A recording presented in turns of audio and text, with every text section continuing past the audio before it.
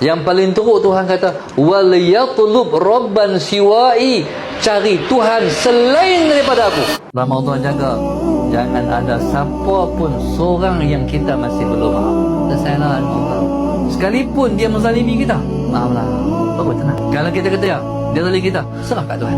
Kita maaf saja. Jadi berdamailah dengan takdir.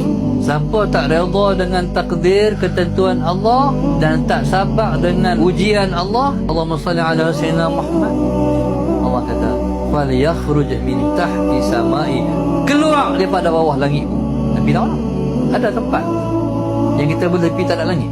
Ada. Yang paling teruk Tuhan kata wal yatlub rabban siwai, cari Tuhan selain daripada aku.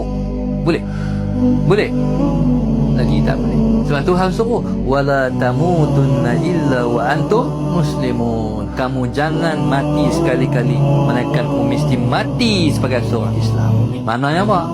Mana siapa tak ada dengan takdir, dia akan masuk neraka. Nauzubillah.